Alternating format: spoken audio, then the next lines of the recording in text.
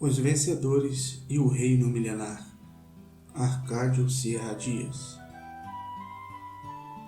As 3 etapas da salvação. A Bíblia diz que o homem que Deus criou caiu em desobediência e veio a ser escravo do pecado. A antiga serpente, o diabo, o tentou e ele pecou. Primeiro, o diabo enganou a mulher e ela comeu da árvore do conhecimento do bem e do mal. A estratégia era fazer-lhe crer que seria como Deus, que seria independente de Deus. Logo, comeu o homem deliberadamente, pelo afeto que tinha à sua mulher. Foi então quando o espírito do homem ficou sem vida, quando Satanás fez o homem cair. Começou a trabalhar de fora para dentro. Começou pela carne. Usou os sentidos do corpo, a emoção da alma, com a qual se apoderou da vontade. Inchou a alma e deu um golpe tão forte ao espírito que o matou. Assim segue trabalhando o diabo na humanidade. Em contrapartida, o Senhor trabalha de dentro para fora. Seu labor começa no espírito e, de acordo com o fortalecimento do homem interior, vai iluminando a alma em sua mente, com influência estimulante em suas emoções, a fim de que a vontade do homem exerça domínio sobre o seu corpo, até lograr que o corpo obedeça ao espírito e se faça a vontade de Deus, que já veio morar no espírito.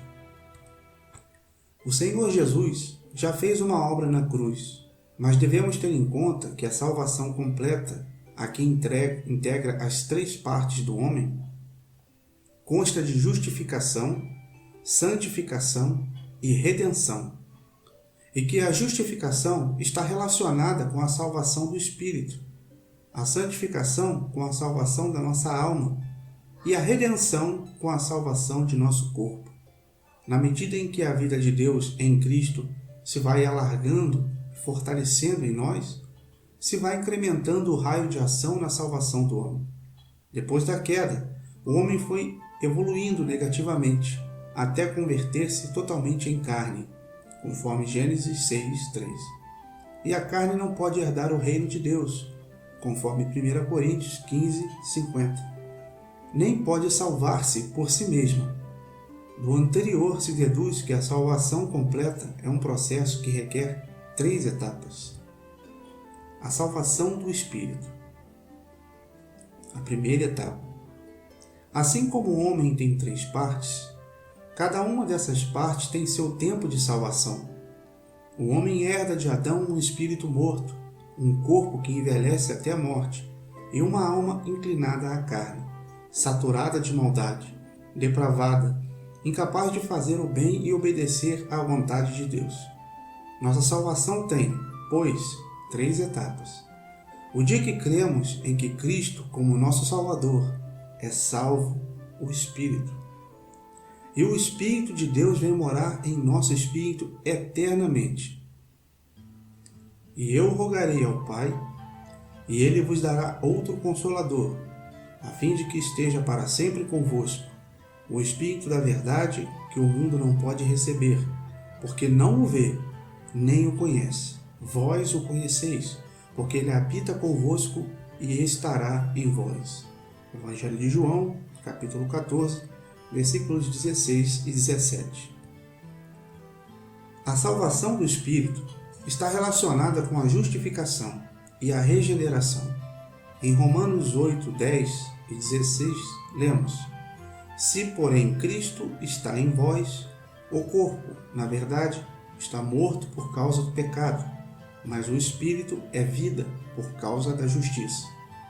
O próprio Espírito, o Espírito Santo, testifica com o nosso espírito, o humano, que somos filhos de Deus. O Espírito da verdade, que o mundo não pode receber, porque não o vê, nem o conhece. Vós o conheceis, porque ele habita convosco e estará em vós.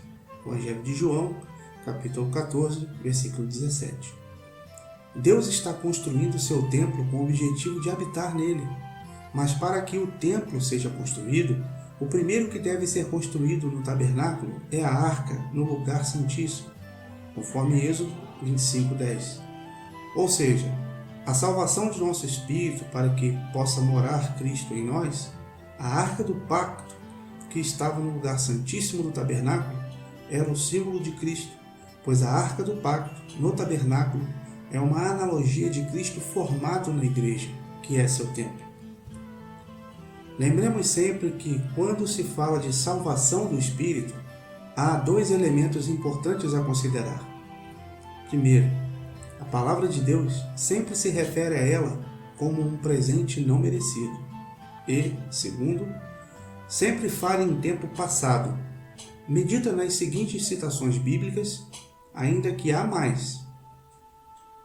Bendito o Deus e Pai de nosso Senhor Jesus Cristo, que nos tem abençoado com toda sorte de bênção espiritual nas regiões celestiais em Cristo, assim como nos escolheu nele antes da fundação do mundo, para sermos santos e irrepreensíveis perante ele, e em amor nos predestinou para ele, para a adoção de filhos, por meio de Jesus Cristo, segundo o beneplácito de sua vontade, conforme Efésios 1, 3, 5. Ele vos deu vida, estando vós mortos em vossos delitos e pecados. Mas Deus, sendo rico em misericórdia, por causa do grande amor com que nos amou, e estando nós mortos em nossos delitos, nos deu vida juntamente com Cristo. Pela graça sois salvos. E juntamente com Ele nos ressuscitou e nos fez assentar nos lugares celestiais em Cristo Jesus. Porque pela graça sois salvos, mediante a fé. E isto não vem de vós, é dom de Deus, não de obras, para que ninguém se glorie. Efésios 2, versículos 1, 4 a 6 e 8 a 9. E o testemunho é este, que Deus nos deu a vida eterna, e esta vida está no seu Filho. Aquele que tem o Filho tem a vida, aquele que não tem o Filho de Deus não tem a vida. 1 João 5, 11 e 12. Porquanto aos que de antemão conheceu, também os predestinou para serem conforme a imagem de seu Filho, a fim de que ele seja o primogênito entre muitos irmãos. E aos que predestinou, a esses também chamou. E aos que chamou, a esses também justificou. E aos que justificou, a esses também glorificou. Que diremos, pois, à vista dessas coisas? Se Deus é por nós, quem será contra nós? Aquele que não poupou o seu próprio Filho, antes, por todos nós o entregou, porventura não nos dará graciosamente com ele as coisas? Quem intentará acusação contra os eleitos de Deus? É Deus quem os justifica. Quem os condenará? É Cristo Jesus, quem morreu, ou antes, quem ressuscitou, o qual está à direita de Deus e também intercede por nós. Quem nos separará do amor de Cristo? Será tribulação, ou angústia, ou perseguição, ou fome, ou nudez, ou perigo, ou espada? Como está escrito, por amor de ti, somos entregues à morte o dia todo. Fomos considerados como ovelha para o matadouro. Em todas estas coisas, porém, somos mais que vencedores por meio daquele a quem nos amou. Porque eu estou bem certo que nem a morte, nem a vida, nem os anjos, nem os principados, nem as coisas do presente, nem as do porvir, nem os poderes, nem a altura, nem a profundidade, nem qualquer outra criatura poderá separar-nos do amor de Deus que está em Cristo Jesus, nosso Senhor. Romanos 8, de 29 a 39 versículos. A Bíblia diz que a salvação é um presente de Deus, que ninguém tenha merecido nem pode fazer algo para recebê-la. O recebe pela fé, e a própria fé quem nos dá é Deus.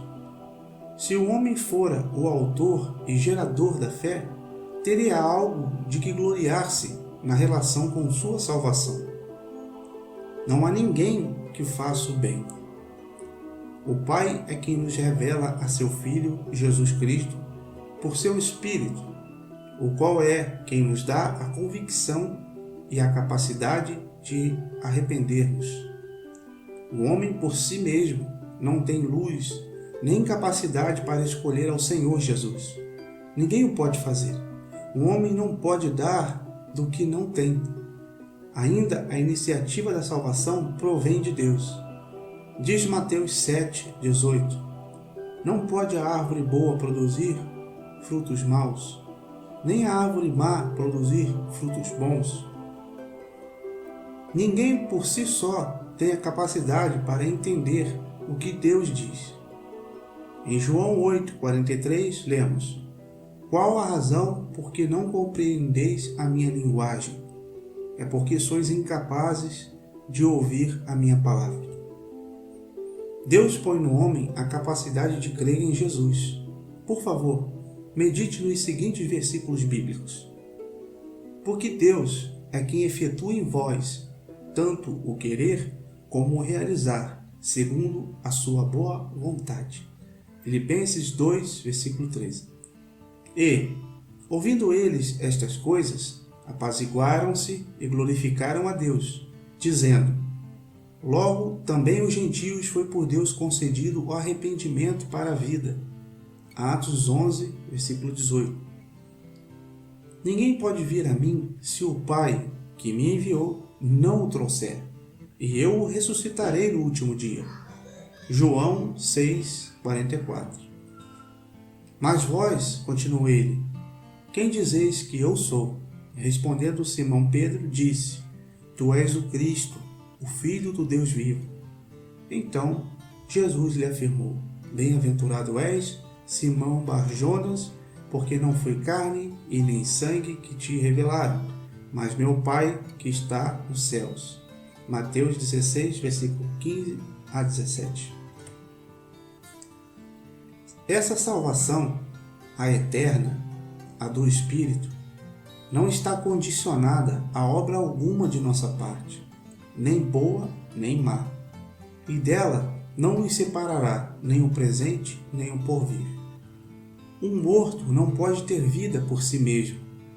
Quem dá vida é Deus, tanto a biológica como a psíquica, e quanto mais a eterna, a do Espírito, em grego, zoé. E a vós outros, que estáveis mortos pelas vossas transgressões e pela incircuncisão da vossa carne, vos deu vida juntamente com ele, perdoando todos os nossos delitos. Colossenses 2, versículo 13. Esta salvação corresponde ao Espírito, e dessa salvação há de se ter absoluta segurança. Diz Romanos 8, 1 e 2. Paulo, servo de Jesus Cristo, chamado para ser apóstolo, separado para o Evangelho de Deus, o qual foi por Deus, outrora, prometido por intermédio dos seus profetas nas Sagradas Escrituras. Aqui, a palavra se refere a uma condenação subjetiva, pois se refere a uma derrota da lei do pecado por parte do Espírito de vida que já mora no espírito da pessoa salva objetivamente pela obra de Cristo na cruz. Diz Romanos 10, versículo 8 a 10. Porém, que se diz? A palavra está perto de ti, na tua boca e no teu coração. Isto é, a palavra da fé que pregamos. Se, com a tua boca, confessares Jesus como Senhor e, em teu coração, creres que Deus o ressuscitou dentre os mortos, serás salvo. Porque com o coração se crê para a justiça e com a boca se confessa a respeito da salvação. Cristo é a palavra vivente e glorificada que vem morar em nosso coração quando, pela fé, o recebemos, crendo em sua vida e ressurreição. Quando cremos que Deus levantou dos mortos a Jesus, implicitamente manifestamos que o Verbo de Deus se encarnou, viveu como qualquer humano, exceto que não pecou, morreu por nós e ressuscitou e foi glorificado. Só crendo que ele foi glorificado, podemos confessar que Jesus Cristo é o Senhor.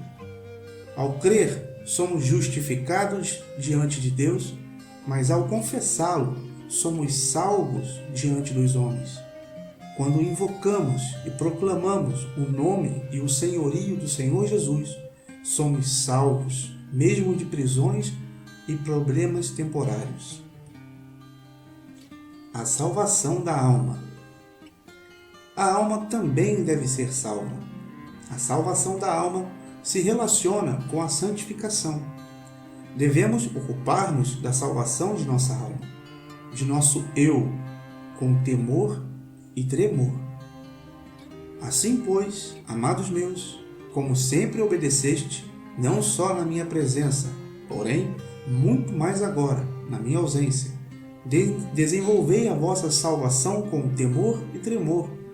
Filipenses 2:12. Como escaparemos nós se negligenciarmos tão grande salvação? Hebreus 2:3, parte A. A salvação eterna, a do Espírito, é um presente não merecido, por graça, aplicando uma fé que também nos dá Deus, para o qual não é necessário que intervenha nossa conduta e nossas obras. Mas a salvação da alma tem que ver com obras. Devemos ocupar-nos na salvação de nossa alma, porque a alma é a que peca. A alma que pecar, essa morrerá. Ezequiel, capítulo 18, versículo 4, parte B.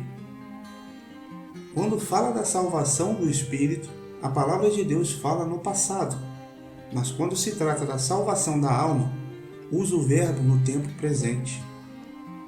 Portanto, despojando-vos de toda impureza e acúmulo de maldade, acolhei com mansidão a palavra em vós implantada, a qual é poderosa para salvar a vossa alma. Tiago, capítulo 1, verso 21. Se tivermos em conta que a salvação do Espírito não é por obras, note o que diz a seguinte citação relacionada com os crentes. Meus irmãos, se algum entre vós se desviar da verdade e alguém o converter, sabei que aquele que converte o pecador de seu caminho errado salvará da morte a alma dele e cobrirá a multidão de pecados. Tiago 5, versos 19 e 20. Aqui se trata de crentes extraviados, salvos no espírito, mas não na alma. Em 2 Coríntios, capítulo 4, verso 16, a Escritura diz que um crente consta de um homem exterior e um homem interior. Podemos explicá-lo superficialmente assim. Assim como uma pessoa normal está composta de um corpo, que é seu órgão, que é a parte física, e de uma alma, que é a parte espiritual, como sua vida e pessoa, podemos explicá-lo assim? De maneira similar, o homem exterior do crente está composto de corpo como seu órgão físico e de alma como sua vida e pessoa. E o homem interior está formado pelo espírito humano regenerado e habitado por Deus como sua vida e pessoa, e de alma renovada como seu órgão. O apóstolo Paulo ora ao Pai a fim de que esse homem interior dos Efésios, onde já mora Deus por seu Espírito, seja fortalecido com poder, para que habite Cristo pela fé em vossos corações. Nisto, vemos que primeiro recebemos a salvação em nosso espírito, e que logo Deus começa a trabalhar conosco na salvação de nossa alma, que se relaciona com o nosso coração. A conotação bíblica de coração é nossa alma humana, mas a consciência de nosso espírito. Quando a salvação começa a fluir do espírito à alma, pela ação subjetiva do Espírito Santo em nós, começamos a experimentar um processo de mudança, de carnais a espirituais. E o Senhor Jesus vem habitar em nossos corações, a sentir-se realmente em sua casa. O Senhor se apossa de nosso ser com toda a confiança. A partir desse momento, e com todos os irmãos unidos corporativamente, começamos a compreender todas as dimensões do Senhor, a conhecer melhor ao Senhor, a entender qual é seu propósito, coisas que nossa carnalidade não nos permitia compreender. Na medida em que o Senhor Jesus habite confiadamente em nossos corações, melhor podemos conhecer o coração dele. Portanto, é necessário que nosso homem interior, já salvo, seja fortalecido com o poder do Espírito Santo, para que, em consequência, habite Cristo pela fé em nossos corações, que é outra forma bíblica de chamar a alma junto com a consciência. Conferir Efésios capítulo 3, versos 16 e 17. E chegue a ser Ele vivendo em nós, e não nós em nós mesmos. Conferir Gálatas 2:20. Quando isto ocorrer, temos sido aperfeiçoados pelo Senhor. Temos salvado nossa alma. O espiritual depende de Deus. O anímico é independentista, é do homem e, portanto, deve ser trabalhado pelo Espírito Santo com a colaboração do homem, porque a queda é fruto de uma rebelião em busca de independência. Para salvar o espírito, só temos que crer, e mesmo esta fé nos é dada por Deus. Mas para salvar a alma, há de se cumprir certos requisitos. Quais? Por exemplo, negar-se a si mesmo, obedecer ao Pai, tomar a cruz a cada dia e seguir ao Senhor Jesus. No capítulo 16 de Mateus, vemos que o apóstolo Pedro já era salvo, já havia recebido a revelação do Pai de que o Senhor Jesus era o Cristo, o Filho do Deus vivente. Já era uma pedra viva para a edificação da igreja e, entretanto, tinha que trabalhar na salvação de sua alma. Pedro tinha muito amor próprio, muita confiança em suas próprias forças e capacidades. Não estava disposto a passar por nenhum sofrimento. Não podia compreender a obra de Deus em Cristo. Para Pedro, a obra da cruz era uma loucura, e até mesmo Satanás fala por sua boca para dizer ao Senhor. E Pedro, chamando-o à parte, começou a reprová-lo, dizendo: "Tem compaixão de ti, Senhor. Isso de modo algum te acontecerá." Mas Jesus, voltando-se, disse a Pedro: "Arreda, Satanás. Tu és para mim pedra de tropeço, porque não cogita das coisas de Deus, e sim das dos homens." Então, disse Jesus a seus discípulos: "Se alguém quer vir após mim, a si mesmo se negue, tome a sua cruz e siga-me. Porquanto, quem quiser salvar a sua vida, perdê-la-á, e quem perder a vida por minha causa, achá-la-á. Pois que aproveitará o homem se ganhar o mundo inteiro e perder a sua alma? Ou que dará o homem em troca de sua alma?" Mateus capítulo 16, versos 22 a 26. A salvação eterna depende da vontade de Deus, mas para seguir ao Senhor e andar com Ele, devemos preencher certos requisitos, como negar-nos a nós mesmos, não centrar-nos em nós mesmos e em nossas próprias formas de pensar, senão buscando estar de acordo com a mentalidade de Deus. O que nós somos está em nossa alma, de maneira que devemos ocupar-nos na salvação de nossa alma. Diz Lucas capítulo 21, verso 19: "Com vossa paciência ganhareis vossas almas." Como veremos depois, a salvação do Espírito é eterna, tem a ver com o novo céu e a nova terra, mas a salvação da alma se relaciona com nossa atual conduta, com nossas obras, e tem a ver com o reino dos céus no milênio. Nossos atos hoje e nosso grau de sofrimento e adversidade decidem nossa participação no reino. E daí que, depois de falar do juízo da igreja, Pedro diz: "E, se é com dificuldade que o justo é salvo, onde vai comparecer o ímpio? Sim, o pecador. Por isso, Também os que sofrem segundo a vontade de Deus encomendem a sua alma ao fiel Criador, na prática do bem. 1 Pedro, capítulo 4, versos 18 e 19. Diz o irmão Watmani: a salvação do espírito é ter vida eterna, enquanto a salvação da alma é possuir o reino. O espírito é salvo mediante o fato que Cristo levou a cruz por mim. A alma é salva pelo fato que eu leve a cruz. O espírito é salvo pelo fato que Cristo dá a sua vida por mim. A alma é salva porque eu nego a mim mesmo e sigo ao Senhor. A salvação do corpo. A salvação do corpo é no futuro, quando ocorrer a ressurreição da igreja, e se relaciona com a redenção. Para vê-la na Bíblia, basta uns poucos versículos. Pois a nossa pátria está nos céus, de onde também aguardamos o Salvador, o Senhor Jesus Cristo, o qual transformará o nosso corpo de humilhação para ser igual ao corpo da sua glória, segundo a eficácia do poder que ele tem de até subordinar a si todas as coisas. Filipenses 3, versos 20 e 21.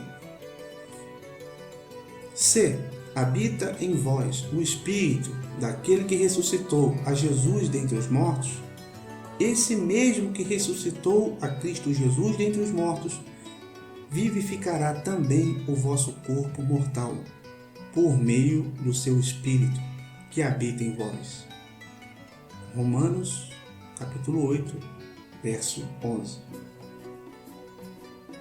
E não somente ela, mas também nós, que temos as primícias do Espírito, igualmente gememos em nosso íntimo, aguardando a adoção de filhos, a redenção do nosso corpo.